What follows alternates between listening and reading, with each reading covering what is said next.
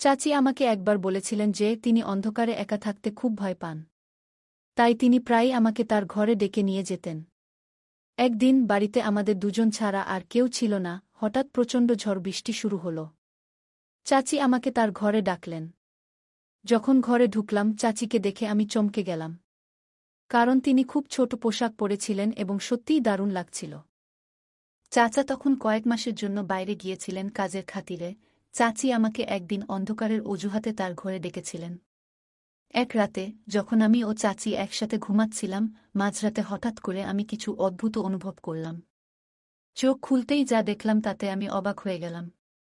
চাচি, আমার নাম কুনাল, আমি ২০ বছর বয়সী। আমার চাচি ছিলেন অনেক সুন্দর আর অনেক ফর্সা। যে কেউ তাকে দেখলে মুগ্ধ হয়ে যাবে। চাচাও তার রূপের প্রেমে পড়ে তাকে বিয়ে করেছিল। চাচি সব সময় মডার্ন ড্রেস পরতে ভালোবাসতেন, যা তাকে আরও আকর্ষণীয় করত। বন্ধুরা, রেডি হয়ে যাও, আজকের গল্পটা অনেক বেশি স্পেশাল। আশা করছি তোমাদের ভালো লাগবে। দয়া করে গল্পগুলো ভালো লাগলে ভিডিওটি লাইক, শেয়ার এবং চ্যানেলটি সাবস্ক্রাইব করো প্লিজ। একাদশ শ্রেণীর পরীক্ষা দেওয়ার পরে আমার ছুটি শুরু হয়েছিল। তাই আমি মা বাবার কাছে অনুমতি নিয়ে চাচি ও চাচার বাড়িতে ছুটি কাটাতে যেতে চেয়েছিলাম। চাচার বিয়ে মাত্র ৩ মাস আগে হয়েছে, তাই আমার বাবা মা আমাকে সেখানে যেতে নিষেধ করেছিলেন। কিন্তু আমি অনেক বছর ধরে চাচার বাড়িতে যাইনি, এমনকি তাদের বিয়েতে যেতে পারিনি, কারণ তখন আমার পরীক্ষার সময় ছিল। চাচার সঙ্গে দেখা করার জন্য আমি খুব আগ্রহী ছিলাম এবং নতুন চাচিকে দেখতেও চাইছিলাম। বাবার কথা ছিল যে আমরা পরে কখনো দেখা করতে পারব, কিন্তু আমি তখনই যেতে চাইছিলাম। শেষ পর্যন্ত অনেক বুঝিয়ে বাবা চাচার বাড়িতে যাওয়ার জন্য রাজি করালাম। মাঝে মাঝে ভাবি হয়তো ভালো হতো যদি তখন চাচার বাড়িতে না যেতাম, কারণ এত কম বয়সে চাচি আমার সাথে এমন কিছু করবে যা আমি ভাবতেও পারিনি। একটি নতুন অভিজ্ঞতার সন্ধানে আমার জীবনে একটি গুরুত্বপূর্ণ দিন এসেছিল। তা ছিল রবিবারের একটি দিন, যখন আমার বাবা আমাকে চাচার বাড়িতে নিয়ে গিয়েছিলেন। কিন্তু আমাদের পৌঁছানোর পর দেখি বাড়ির বাইরের দরজা তালাবদ্ধ। মনে হলো চাচা ও চাচি হয়তো কোথাও গেছেন। বাবার ফোন করার পর জানতে পারলাম তারা শপিং করতে বেরিয়েছেন এবং বাড়িতে ফিরতে কিছুক্ষণ লাগবে। তাই আমরা বাড়ির বাইরে দাঁড়িয়ে তাদের জন্য অপেক্ষা করতে লাগলাম। প্রায় ২ ঘন্টা পর চাচা ও চাচি বাড়িতে পৌঁছালেন। বাবা বাইরে গিয়ে তাদের সঙ্গে দেখা করলেন আর চলে গেলেন আমাকে রেখে, এবং আমরা সবাই একসঙ্গে বাড়ির দিকে ফিরতে শুরু করলাম। চাচি তখন স্কার্ফ দিয়ে মুখ ঢেকেছিলেন এবং চাচার বাইকে বসেছিলেন। বাড়িতে ঢোকার পর চাচি স্কার্ফটি খুলে ফেললেন। আমি দেখতে পেলাম চাচি যেন কোনো সিনেমার নায়িকার মতো লাগছিলেন, খুবই সুন্দর। চাচা ছিলেন সাধারণ দেখতে, কিন্তু চাচি সত্যিই আকর্ষণীয় ছিলেন। অন্যদিকে চাচা হঠাৎই আমাকে ডাকলেন, কুনাল, কি দেখছ তুমি? অনেকক্ষণ ধরে তোমাকে ডাকছি। তার ডাকে আমি কিছুটা অপ্রস্তুত হয়ে গেলাম, তবে দ্রুত সামলে নিয়ে বললাম, আমি ভালো আছি, এবং চাচাকে আলিঙ্গন করলাম। এতদিন পর আমাকে দেখে চাচা খুবই খুশি হলেন, আর চাচিও স্নেহে জড়িয়ে ধরলেন আমাকে। মনে হচ্ছিল যেন আমরা অনেক দিনের পরিচিত। এখন ২ দিন ধরে চাচার বাড়িতে ছিলাম। চাচি আমার প্রতি পুরোপুরি যত্নশীল ছিলেন এবং আমার জন্য সবকিছু ঠিক রাখছিলেন। চাচা ও চাচিকে দেখে মনে হচ্ছিল আমি নিশ্চয়ই আমার ছুটির পুরো সময় এখানে কাটাব। তবে আমি জানতাম না যে আমার এই সিদ্ধান্ত পরবর্তী সময়ে এমন একটি মোড় নিতে পারে যা আমার জীবনকে পুরোপুরি পরিবর্তন করে দেবে। আমি আসার থেকে লক্ষ্য করছিলাম চাচি আমার সামনে ছোট পোশাক পরে চলাফেরা করত। আমার কাছে বিষয়টা অবাক করার ছিল। আমি মাঝে মাঝে তার দিকে চেয়ে থাকতাম। আমি মনে মনে ভাবতাম এসব চাচির কাছে সামান্য, কারণ তিনি শহরে থাকেন, আর শহরের সবাই এই রকমভাবেই চলাফেরা করে। আমার কাছে অন্য রকম লাগত, কারণ আমি গ্রাম থেকে এসেছিলাম। সেখানে কেউ এভাবে চলাফেরা করত না। আমি আসার পর থেকেই চাচি আমার অনেক কাছাকাছি থাকতে শুরু করছিল। তার এমন ব্যবহারে আমি মাঝে মাঝে ভাবতাম আমরা অনেক আগে থেকেই পরিচিত। তৃতীয় দিন সকালে আমি যখন ঘুম থেকে উঠলাম, তখন বেলা ৮টা। ঘরে বেরিয়ে দেখি চাচা ব্যাকপ্যাক গুছাচ্ছেন। তাকে ব্যাকপ্যাক করতে দেখে আমি জিজ্ঞাসা করলাম, চাচা, আপনি এত সকালে কোথায় যাচ্ছেন? চাচা বললেন যে তাকে একটি জরুরি কাজে ২ মাসের জন্য বিদেশে যেতে হচ্ছে। আমি হতাশ হয়ে বললাম, কি বলছেন চাচা? আমি তো এখানে মাত্র ২ দিন হলো এসেছি, এবং আপনি এত তাড়াতাড়ি চলে যাচ্ছেন।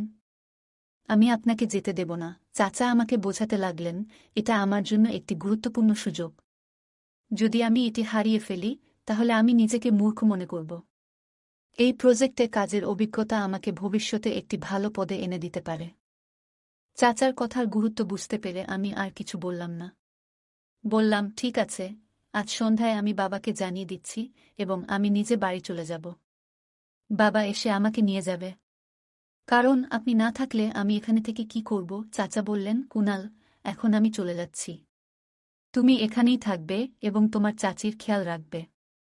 আমার ফিরে আসা পর্যন্ত তোমাকে এখানেই থাকতে হবে। তার কথা শুনে আমি অবাক হয়ে গেলাম।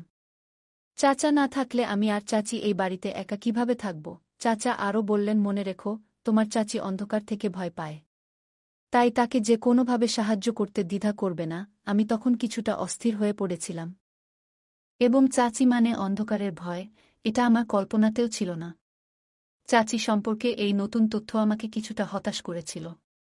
প্রথমে তো আমি রাজি হতে চাইছিলাম না, কিন্তু চাচা জোর করার জন্য তার কথা আমাকে শুনতেই হলো।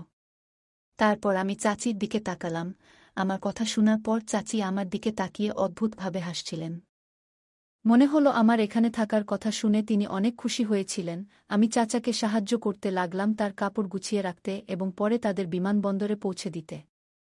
চাচাকে বিদায় জানিয়ে আমি এবং চাচি বাড়িতে ফিরলাম। বাড়িতে তখন শুধু আমি এবং চাচি। আমি চাচার সঙ্গে শহরে ঘুরে বেড়ানোর পরিকল্পনা করেছিলাম, কিন্তু চাচার বেরিয়ে যাওয়ায় সবটা ভেস্তে গেল। তবে এটি ভাবার চেয়ে বেশি গুরুত্বপূর্ণ হল, চাচির সঙ্গে থাকার অভিজ্ঞতা অপেক্ষাকৃত বিশেষ হতে পারে। চাচা চলে যাওয়ার পর রাতে নিজের ঘরে বসে মোবাইলে গেম খেলছিলাম। কিছুক্ষণ পর গেম খেলে বিরক্ত লাগায় ভাবলাম টিভি দেখা যাক। তাই বসার ঘরে গিয়ে টিভি চালিয়ে বসলাম।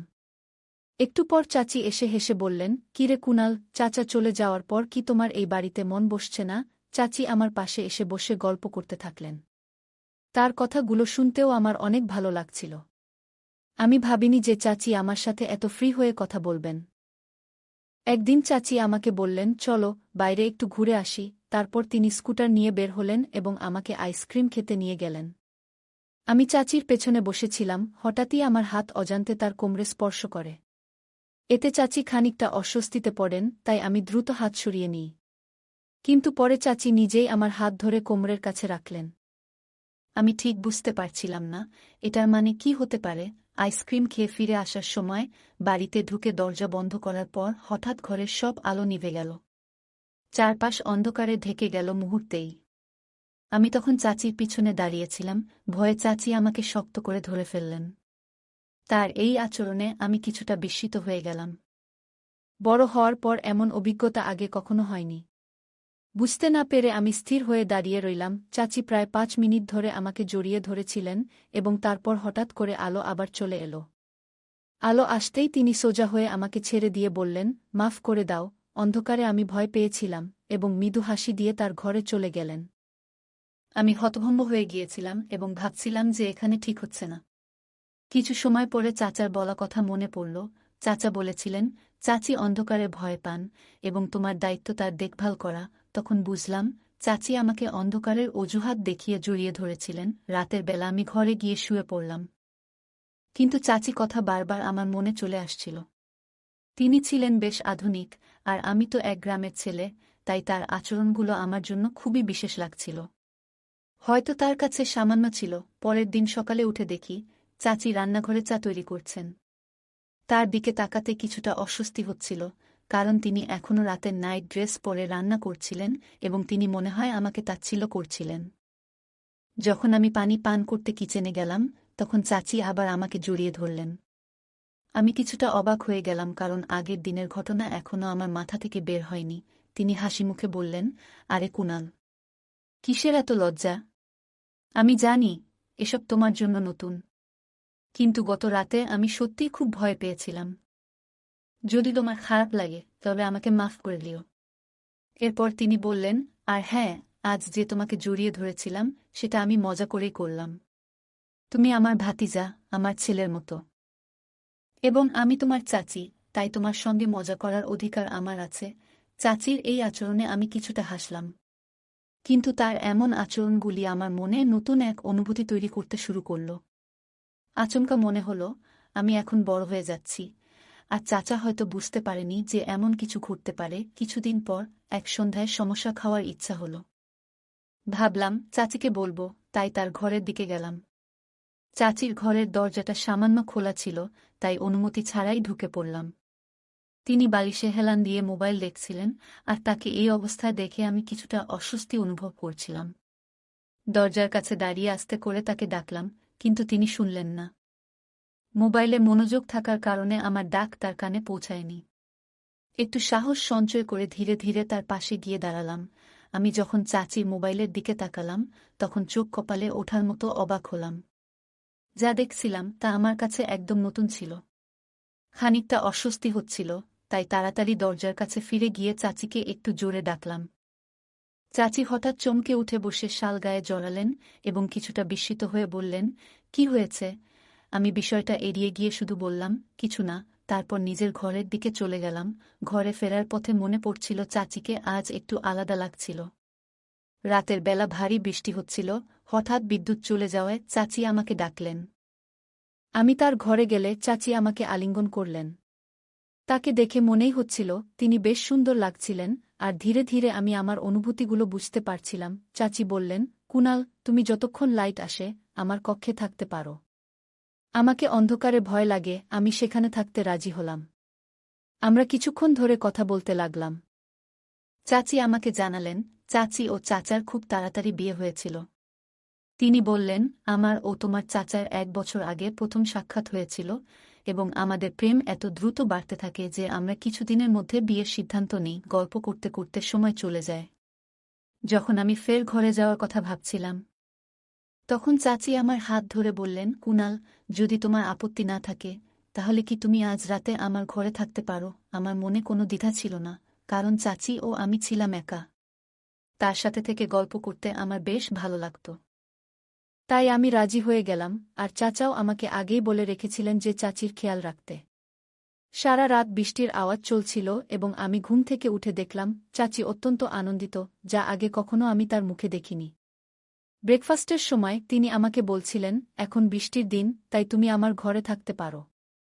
চাচি আমাকে বলেছিল, যদি তোমার কোনো সাহায্য প্রয়োজন হয় তাহলে বিনা দ্বিধায় জানাতে পারো। রাতে আমরা গল্প করছিলাম, কিন্তু হঠাৎ করেই আমার শরীরটা একটু খারাপ লাগতে শুরু করল। চাচির কথাগুলো কিছুটা অস্বস্তিকর লাগছিল, যদিও ঠিক বুঝে উঠতে পারছিলাম না কেন। শরীর খারাপ লাগলেও কোনোভাবে তার ঘরে বসে রইলাম। এখানে আসার পর থেকে চাচি আমাকে রোজ রাতে 1 গ্লাস করে দুধ পান করতে দিতেন, আর আজও তিনি দুধের গ্লাস নিয়ে আসলেন। আমি খেতে খেতে গল্প চালিয়ে যেতে থাকলাম। একসময় অজান্তেই ঘুমে ঢুলতে শুরু করলাম।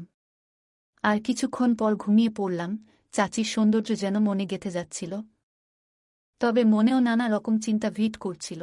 তার পরের দিন এর কথা মনে একটা অদ্ভুত অনুভূতি হচ্ছিল যখন দেখলাম চাচি বাইরে গেছেন, আর তার ফোনে বারবার কল আসছে। হঠাৎ পেটে আবার ব্যথা শুরু হলো। আমি তখন বাবাকে ফোন করে জানালাম যে বাড়ি ফিরতে চাই। বাবার কথায় চাচি কিছুটা বিরক্ত হয়ে বললেন, কি, তোমার চাচা কি তোমাকে বলেনি যে আমাকে দেখতে হবে? এখনই যেতে পারবে না? চাচির কথা শুনে আমি কিছুটা হতবাক হয়ে গেলাম। কোনো সম্পর্ক আর কি দেখার কথা, সবকিছু যেন জট পাকিয়ে গেল।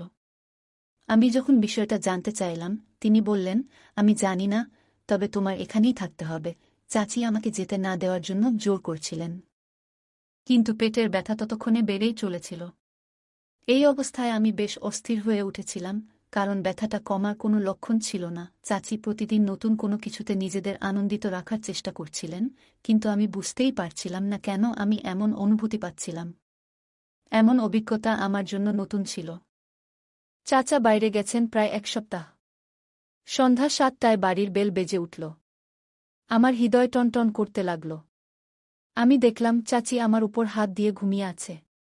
বেল লাগাতার বেজে চলছিল, ফলে চাচি দরজা খুলতে গেলেন। দরজা খুলতেই পুলিশ দাঁড়িয়েছিল। পুলিশ দেখে চাচি কিছুটা ভয়ে পড়ে গেলেন। পুলিশ চাচিকে জিজ্ঞাসা করলেন, আপনার আসল উদ্দেশ্য কি? আমি কিছুই বুঝে উঠতে পারছিলাম না। এদিকে আমার পেছনে বাবা চাচাকে নিয়ে এসে হাজির হলেন, আর চাচার হাতে বেশ কিছু ফাইল ছিল। হঠাৎ আমি বলে উঠলাম, চাচা, আপনি তো কাজের জন্য 2 মাসের জন্য বিদেশে গিয়েছিলেন। এরপর বাবার দিকে ফিরে জিজ্ঞাসা করলাম, সব কিভাবে এভাবে ঘটছে বাবা আমাকে জানালেন, যখন তোমাকে এখানে রেখে আসি তখন আমি থানায় গিয়েছিলাম। সেখানে এমন এক মেয়ের সম্পর্কে জানতে পারি যার খোঁজ আমার সহকর্মীরা করছিল। আমি মেয়েটিকে চিনতে পারিনি, তবে সোশ্যাল মিডিয়ায় চাচার ছবি দেখে বুঝলাম আসলে তোমার চাচা নাম পরিবর্তন করে পরিচয় লুকিয়ে চাচিকে বিয়ে করেছেন। চাচার ফোন কেটে যাওয়ার পরেই বাবার কাছে এই বিস্ময়কর তথ্য এলো। চাচা আর চাচি বেআইনি কাজে জড়িত ছিলেন এবং অন্যদের ফাঁদে ফেলছিলেন। এভাবে তার টাকা ইনকাম করতেন। আমার সাথেও এমনটা ঘটাতে চাইছিল। তখনই বুঝলাম কেন আমার পেটে এত অস্বস্তি হচ্ছিল। চাচা সম্ভবত লুকিয়ে আমাকে এমন কিছু পান করিয়েছিলেন যাতে আমার অস্বাভাবিক লাগছিল। আর চাচিও তা জানতেন। গত রাতের ঘটনাগুলো মনে করতে শুরু করলাম। মনে হল চাচা আর চাচি সম্পর্কের মূল্য না দিয়ে কেবল দ্রুত টাকা কামানোর মোহে অন্ধ হয়ে গিয়েছিলেন। ধীরে ধীরে বিষয়টি পরিষ্কার হল, কেন চাচা এত দ্রুত এই শহরে উন্নতি করলেন। আমি চাচার আতিথ্য উপভোগ করতে গিয়েছিলাম, কিন্তু তারা আমাকেই ধোঁকা দিয়েছেন। বাবা বিষয়টি নিয়ে খোঁজ না করলে হয়তো আমি আরও বিপদে পড়তাম। আজকাল সম্পর্ক, ভালোবাসা, অনুভূতির কোনো মূল্য নেই মনে হয়, সবাই কেবল নিজের স্বার্থেই চলে। তাই যা একসময় ছিল এখন আর তা নেই। এই গল্পে প্রিয়জন বা আত্মীয়র ছদ্মবেশে থাকা মানুষও ক্ষতি করতে পারে। ফলে এমন কারও প্রতি অন্ধভাবে বিশ্বাস না করে প্রতিটি সম্পর্ককে সতর্কতার সাথে পর্যবেক্ষণ করা প্রয়োজন। চাচা ও চাচি দ্রুত অর্থ উপার্জনের লোভে সম্পর্কের সঠিক মূল্যায়ন করেননি, যা শেষে তাদেরকে ভুল পথে নিয়ে গিয়েছে। জীবনের সাফল্য শুধু অর্থের উপর নির্ভরশীল নয়, সম্পর্ক এবং সততার গুরুত্ব অনেক বেশি। বাবা নিয়মিত খোঁজ না নিলে গল্পের মূল চরিত্রটি আরও বিপদের মুখে পড়তে পারত। পরিবারের সঠিক যোগাযোগ এবং সম্পর্ক রক্ষার ফলে বিপদের সুরক্ষা পাওয়া যায়। জীবনে অনেকেই এমন পরিস্থিতির সম্মুখীন হতে পারে যা তাদের অভিজ্ঞতায় নেই। তবে এমন পরিস্থিতিতে সতর্কতা এবং অন্যের পরামর্শ গুরুত্বপূর্ণ ভূমিকা পালন করতে পারে। এই গল্পে চাচা ও চাচি প্রধান চরিত্রটির প্রতি স্নেহের আবরণে প্রতারণার ফাঁদ পাতেন। আমাদের জীবনে অনেক সময় এমন পরিস্থিতি আসে যেখানে কাছের মানুষের আচরণ আমাদের বিভ্রান্ত করে। এই গল্প থেকে আমরা শিখতে পারি, কেবল রক্তের সম্পর্ক কিংবা ঘনিষ্ঠতার উপর ভিত্তি করে সবার প্রতি অন্ধবিশ্বাস রাখা উচিত নয়। কোনো সম্পর্কই পুরোপুরি নিখুঁত নয়, তাই কারও প্রতি অযৌক্তিক বিশ্বাস বা অন্ধ আনুগত্য বিপজ্জনক হতে পারে। সতর্কতার সাথে সম্পর্কের মূল্যায়ন করতে পারলে ভুল বোঝাবুঝি এবং প্রতারণার হাত থেকে নিজেকে সুরক্ষিত রাখা সম্ভব। গল্পের শেষে আমরা দেখতে পাই প্রধান চরিত্রটি অনুভব করছে যে সম্পর্ক, ভালোবাসা আর আন্তরিকতার চেয়ে অর্থ এবং স্বার্থ এখন মানুষের কাছে বেশি গুরুত্বপূর্ণ হয়ে উঠেছে। এই গল্পটি আমাদের শিখায়, জীবনের সাফল্যের জন্য শুধু অর্থের পেছনে দৌড়ানো উচিত নয়, বরং সততা, নিষ্ঠা এবং সম্পর্কের মূল্যকে অগ্রাধিকার দেওয়া উচিত। এই মূল্যবোধ বজায় রাখলে আমরা দীর্ঘস্থায়ী ও স্থিতিশীল জীবনের দিকে এগিয়ে যেতে পারি। অন্যথায় চাচা চাচির মতো অনেকেই তাৎক্ষণিক লাভের আশায় ভুল পথে চলে যান, যা শেষমেশ তাদের জন্য ক্ষতিকারক হয়। বন্ধুরা, যদি এই গল্পটি ভালো লেগে থাকে তাহলে দয়া করে ভিডিওটি লাইক করুন এবং আমাদের চ্যানেলটি সাবস্ক্রাইব করুন। পাশে থাকা বেল আইকনটি প্রেস করুন যাতে করে আমরা যখনই নতুন ভিডিও আপলোড করি তার নোটিফিকেশন সবার আগে আপনার কাছে পৌঁছে যায়। ধন্যবাদ, দেখা হবে আমাদের পরবর্তী ভিডিওতে।